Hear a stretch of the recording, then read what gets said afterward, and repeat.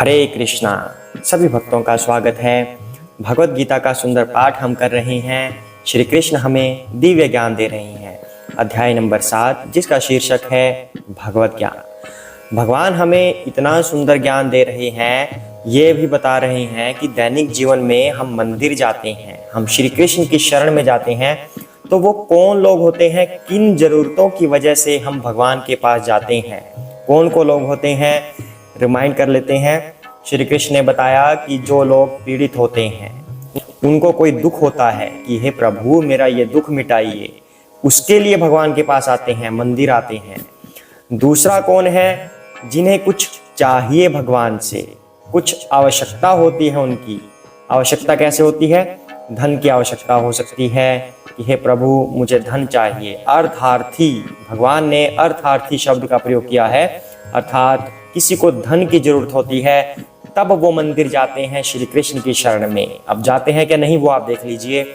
तीसरा, जो जिज्ञासु हो कि मैं कौन हूँ, ये सिस्टम क्या चल रहा है, मुझे इतने कष्ट क्यों आ रहे हैं, हमारा लक्ष्य क्या है जीवन में, इस तरह से बहुत सारी जिज्ञासाएं मन में होती हैं। तो वो अपनी इन जिज्ञासाओं को पूर्ण करने के लिए, इनका निवारण करने के लिए मंदिर आता है, या कह सकते हैं श्री कृष्ण की शरण में आता है। चौथा कौन है, जो ज्ञानी होता है। ज्ञानी पुरुष मंदिर आएगा, भगवान की शरण में आएगा, क्योंकि उसे पता चल गया है कि श्री कृष्ण की शरण में ही सब कुछ है, सारा सुख उनकी शरण में निहित है, उन्हीं से हम इस भवबंधन से छूट पाएंगे।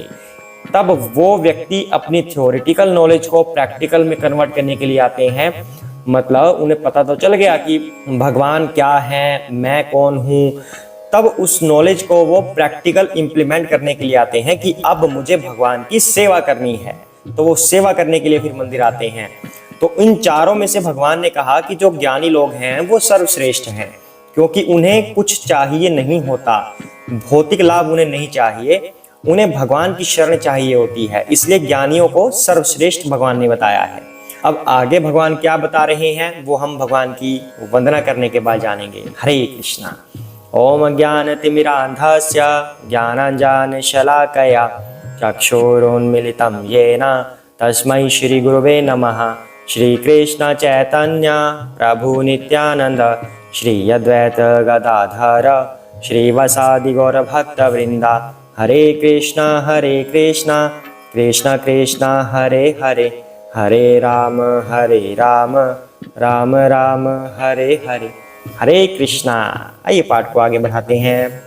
उदारः सर्वे ते ज्ञानी तु आत्मा एव मे मतम् आस्थिता स हि युक्तात्मा मामेवानुत्मां गति। हरे कृष्णा। निस्संदेह ये सब उदार चेता व्यक्ति हैं, किंतु जो मेरे ज्ञान को प्राप्त है उसे मैं अपने ही समान मानता हूँ। वह मेरी दिव्य सेवा में तत्पर रहकर मुझ सर्वोच्च उद्देश्य को निश्चित रूप से प्राप्त करता है। हरे कृष्णा। श्री कृष्ण ने कहा कि निस्संदेह ये चारों व्यक्ति ही उदार हैं, उदार चित्त वाले हैं। चारों कौन, जो भगवान की शरण में आते हैं, चाहे कोई पीड़ा वाला हो, चाहे कोई आवश्यकता वाला हो, चाहे कोई जिज्ञासु हो या कोई ज्ञानी हो, चारों ही उदार चेता हैं।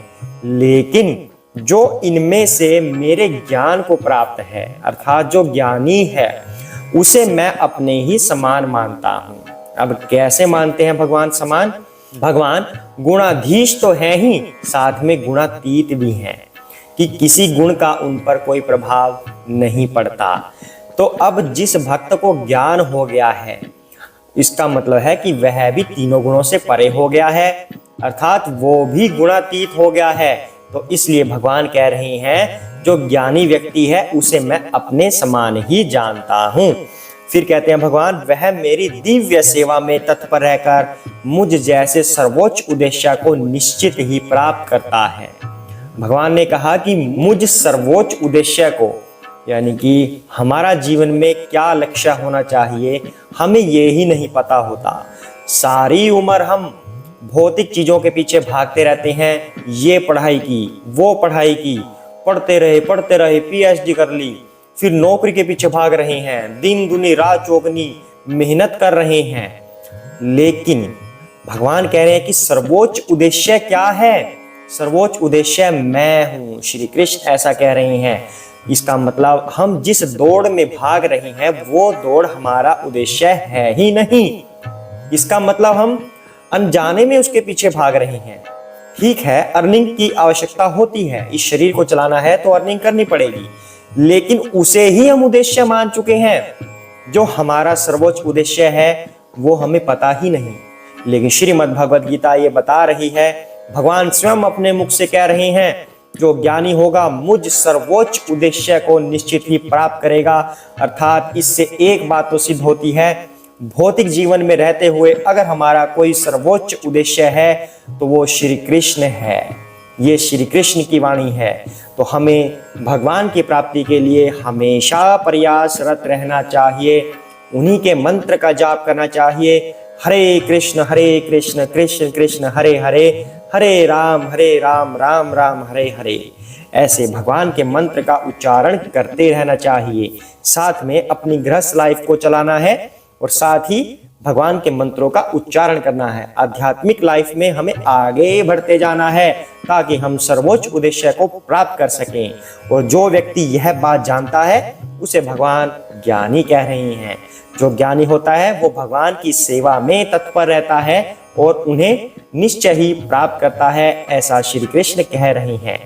तो जो व्यक्ति भक्ति में लगे हुए हैं वो कभी भी अपने मन में संदेह मत करना कि हम भक्ति कर रहे हैं, उस साइड कोई है या नहीं जो हमारी सुन रहा है। कहीं ऐसा तो नहीं कि कोई भी नहीं सुन रहा, कोई कृष्ण नहीं है, कोई भगवान नहीं है, हम यूं ही भक्ति किए जा रहे हैं। तो ऐसा संदेह नहीं करना। भगवान कह रहे हैं वह निश्चय ही मुझ सर्वोच्च उद्देश्य को प्राप्त करेगा, आज नहीं तो कल उसे मेरी प्राप्ति अवश्य होगी। तो इसलिए भगवान की भक्ति में लगे रहिए। हरे कृष्णा। आगे बढ़ते हैं। बहुनाम जन्मनां मन्ते ज्ञानवान मां प्रपद्यते वासुदेवः सर्वमेति स ममात्मा सुदुर्लभः। हरे कृष्णा। अनेक जन्म जन्मांतर के बाद जिसे सचमुच ज्ञान होता है वह मुझको समस्त कारणों का कारण जानकर मेरी शरण में आता है। ऐसा महात्मा अत्यंत दुर्लभ होता है।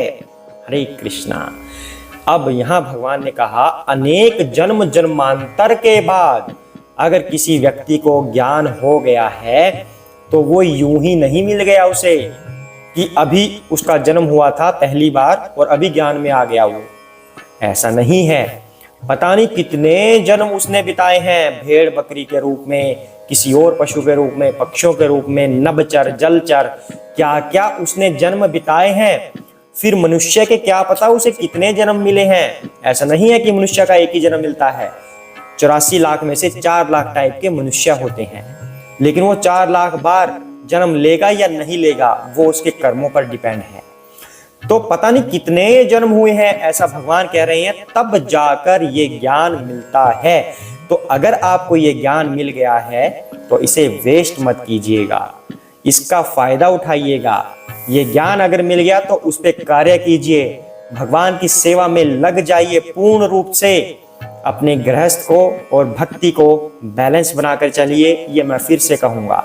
ऐसा नहीं कि आपको सब कुछ छोड़ने के लिए बोला जा रहा है कि सिर्फ भक्ति कीजिए बाकी कुछ मत कीजिए, खाने को कहाँ से आएगा, आ जाएगा अपने आप।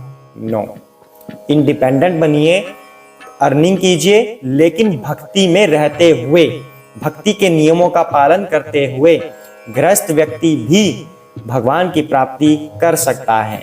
तो भगवान कहते हैं कि जन्म जन्मांतरों के बाद जिसे सचमुच ये ज्ञान हो जाता है वह मुझको समस्त कारणों का कारण जानकर मेरी शरण में आता है। ब्रह्मा जी ने भी ये स्तुति की थी, ईश्वरः परमः कृष्णा सच्चिदानंद विग्रह अनादिरादि गोविंद सर्व कारण कारणम। तो ब्रह्मा जी ने बोला था सर्व कारण कारणम, कि सभी कारणों के कारण श्री कृष्ण आप ही हैं। तो भगवान इसकी पुष्टि अब कर रहे हैं, जो मुझे ही समस्त कारणों का कारण जानकर मेरी शरण ग्रहण करता है, जिसे सच्चा ज्ञान हो गया है। और वो ज्ञान कब हुआ है? जन्म जन्मांतरों के बाद, अर्थात पता नहीं कितने लाख कितने करोड़ जन्म हमने लिए हैं ये ज्ञान प्राप्ति के लिए। अगर हमें ये ज्ञान हो गया तो उस पर कार्य करना चाहिए, भगवान की सेवा करनी चाहिए। एक भी क्षण हमें अपना वेस्ट नहीं करना कि जब हम भगवान की बात कर सकें पर कर नहीं रहे, वो क्षण हमें वेस्ट नहीं करना। जैसे ही अवसर आए हमें भगवान की चर्चा शुरू कर देनी है, भगवान की सेवा शुरू कर देनी है, माला जप शुरू कर देना है। हमेशा 24 घंटे हमारे मन में भगवान बसने चाहिए, उन्हीं का स्मरण हमें रहना चाहिए। हाथ से कार्य चाहे हम कुछ भी कर रहे हों, चाहे हम दुकानदारी कर रहे हों, नौकरी कर रहे हों, कुछ भी कार्य कर रहे हों, पर हमेशा हमारे चित्त में ये बात रहनी चाहिए, जो मैं ये कार्य कर रहा हूँ भगवान की सेवा के लिए कर रहा हूँ। इस सेवा के करने के बाद यानी कि इस भौतिक कार्य को करने से जो भी मुझे लाभ होगा उससे मैं भगवान की ही सेवा करूँगा। इसका मतलब अल्टीमेटली जो मैं कार्य कर रहा हूँ वो भगवान की सेवा के लिए कर रहा हूँ। अगर ये भाव जागृत हो गया तो 24 घंटे हम भगवान की सेवा में रत हैं, ये बात जान लीजिए। तो भगवान कहते हैं कि ऐसा महात्मा अत्यंत दुर्लभ होता है। कौन सा महात्मा? कि जन्म जन्मांतर के बाद जिसे ज्ञान हो गया है और ज्ञान होने के बाद भगवान को ही सभी कारणों का कारण जानकर उनकी शरण ग्रहण कर लेता है, ऐसा महात्मा अत्यंत दुर्लभ है। उसे भगवान ने महात्मा की संज्ञा दी है। महात्मा, महान आत्मा, वह आत्मा जो महान है क्योंकि उसने भगवान को एक्सेप्ट कर लिया है, स्वयं को भगवान को दे दिया है। तो आज के इस पाठ से हमें क्या पता चल रहा है कि हमें हर समय हर क्षण भगवान की शरण में रहना चाहिए, उनकी सेवा करते रहना चाहिए। 24 घंटे भगवान का स्मरण करना भी भगवान की सेवा है। हाथों से चाहे कुछ भी भौतिक कार्य करते जाइए, जो भी आपको करने हैं, रूटीन है जो आपका, पर मन में आपके हर समय भगवान होने चाहिए, श्री कृष्ण का ही स्मरण होना चाहिए। तब हमारा ये जीवन सफल हो जाएगा। हो सके कि हमें इस जन्म के बाद दोबारा जन्म ना लेना पड़े और इस जन्म मृत्यु के इस पीड़ादायक चक्र से हम बच जाएं। हरे कृष्णा। जय श्री कृष्ण चैतन्य प्रभु नित्यानंद श्री अद्वैत गदाधर श्री वसादि गौर भक्तवृंदा। हरे कृष्ण कृष्ण कृष्ण हरे हरे, हरे राम राम राम हरे हरे, हरे कृष्णा।